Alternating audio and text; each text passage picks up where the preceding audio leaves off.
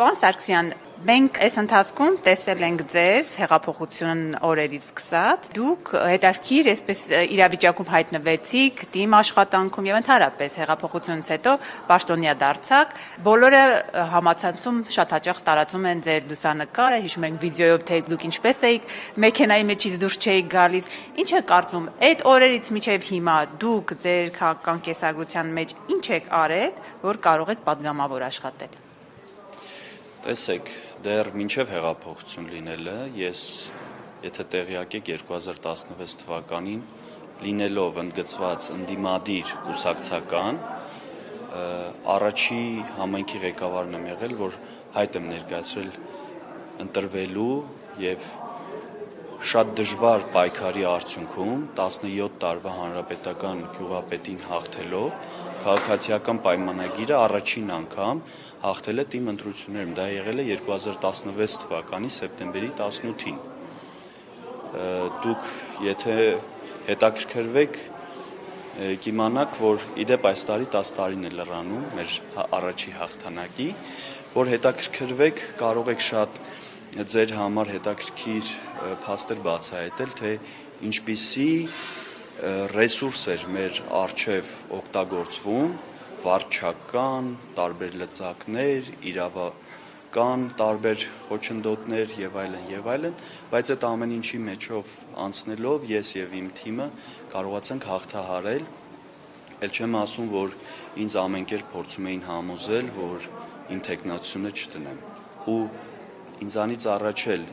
քանի թեկնածու եղել են, որ ցանկացել են մեր գյուղից մասնակցեն ընտրություններին, փորձել են առաջադրել իրենց թեկնածությունները, տարբեր ձևերով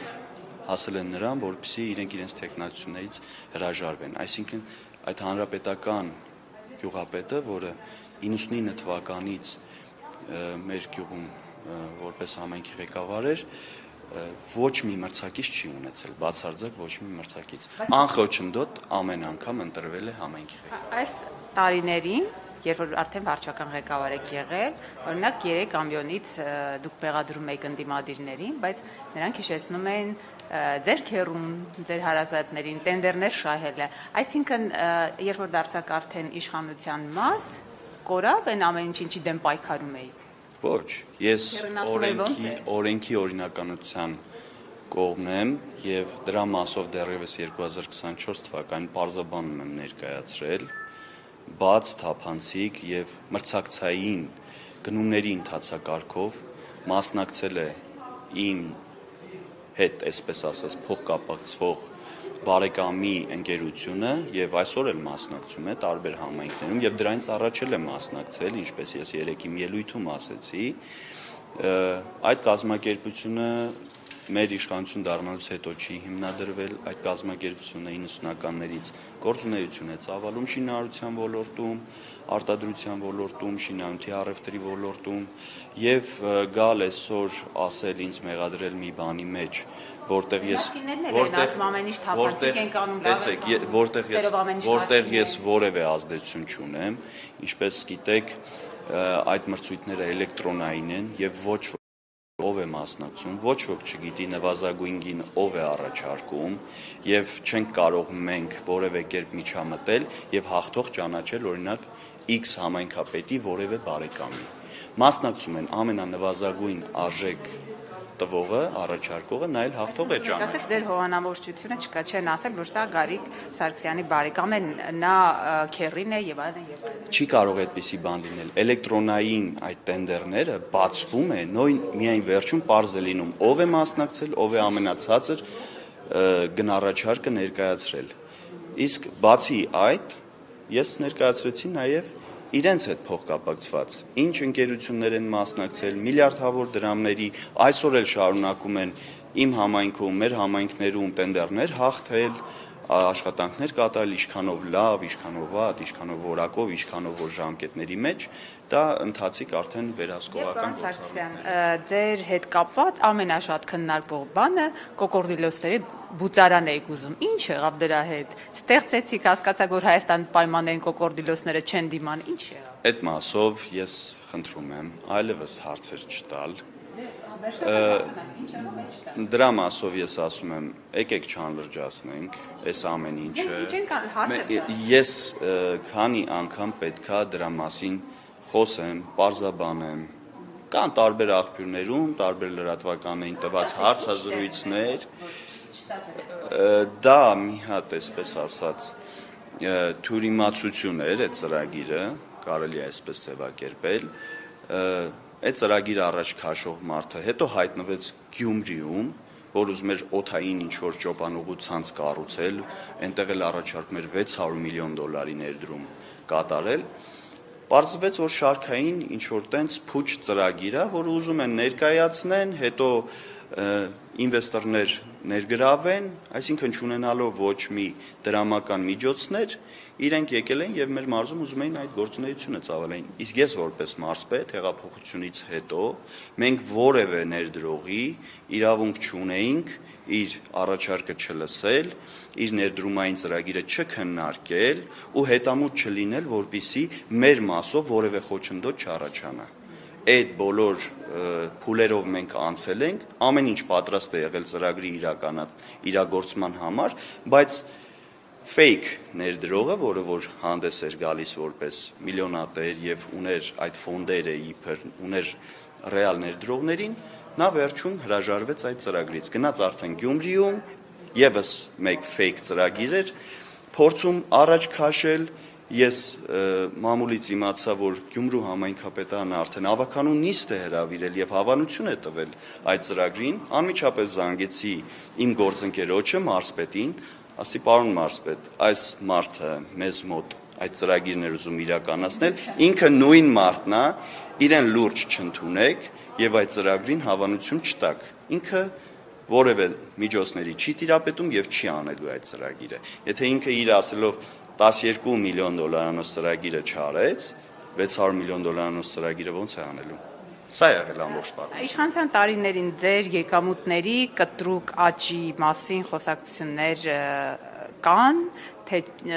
այդպիսի բան չկա իրականում, այսինքն որովհետև մենք տեսնում ենք իշխանության եկած մարդիկ բավականին այսպես լավ ֆինանսական արդեն հաջողված կարգավիճակներում են, նույնիսկ շատ է հիմա խոսում ազգային ժողովում, որ կոռուպցիոն ստվերային ինչ-որ բաներ կա, ձեր ֆինանսական կարողությունները ինչքան են աճել։ Իմ ֆինանսական կարողությունները որևէ կերպ կտրուկ ինչ-որ բնակարաններ, մեքենաներ։ Ես անձնական մեքենա չունեմ, ունեմ մեկ բնակարան համատեղ, որ վերցրել ենք, որպեսզի կարողանանք եկամտահարկով փակել 24 թվականի դեկտեմբերից Քանաքեռ Զեյթուն վարչական շրջանում, շատ համեստ 73 քառակուսի բնակարան, այդքան էլ մեծ չի, արժեքն էլ կարող եմ ասել, բայց իմ հայտարարագրում կամ կնոջս հայտարարագրում դա երևում է, դուք կարող եք հետաքննություն անել, պարզելու համար, ես մինչև համայնքի գյուղապետ ընտրվել է, կամ մարզպետ նշանակվել է, կամ հետագայում պետգույք, կամ դրանից հետո արդեն որպես խոշորացված համայնքի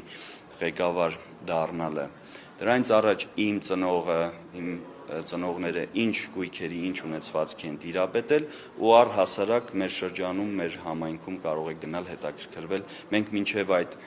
ոնց ենք ապրել, լավ ենք ապրել, վատ ենք ապրել, դրանից հետո մեր ինչն է ավելացել կամ պակասել։ Մի քանի օր արդեն ազգային ժողովում եք, նիստերի մասնակցում եք, հարմար է ազգային ժողովի պատգամավորի պաշտոնը կարգավիճակը ձեզ համար։ Հարմարվում ենք։ Բան, որից նեղվում եք։ Չէ, նեղվելու որևէ բան չկա, քանի որ սա գիտակցված ընտրությունն է, որոշում է եւ մի բան կասեմ համեմատության մեջ, այստեղ մի քիչ սենց հողի վրա աշխատանք չի, այլ ավելի շենքային կաբինետային եւ ավելի տենց խոսքի մասին է, այլ ոչ թե բուն հողի վրա աշխատանքի, դե տիմնու գործադիրի տարբեր մյուս ճյուղերը շատ են իրարից տարբերվում, համեմատելու չի, ես չեմ կարող տիմը ազգային ժողովի աշխատանքի հետ որևէ կերպ համեմատել, դրանք տարբեր բաներ են։ Ամենևին շատ կնախընտրեի գործնականը, խոսքը։ Դե տեսեք, կարող ես այստեղ խոսքից բացի այնքան աշխատանք անել, որ օրենսդրական նախաձեռնություններով, ռեալ տիրապետելով այն բոլոր խնդիրներին, որ կա թիմերում, կա տարածքային կառավարման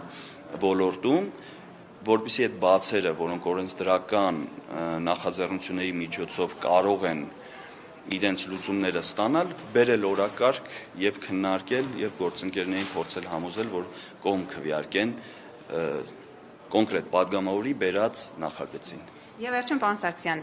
ակնհայտ է, որ ցուցակը կազմելուց բոլորն էլ պետք է վայելեին Նիկոլ Փաշինյանի վստահությունը կամ ցանկությունը, որ հայտնել են այնտեղ։ Ձեր կարծիքով Նիկոլ Փաշինյանը ինչու ձեզ վստահեց, նաեւ ձեզ վստահեց։ Ես ասեմ ի տարբերություն նախորդ անգամների, երբ որ կազմվել է քաղաքացիական պայմանագիր կուսակցության նախընտրական ցուցակը, մենք ամենասկզբից, դեռևս երբ որ մեր կուսակցությունը նոր է հիմնադրվել, որոշում է այդպիսի եղել։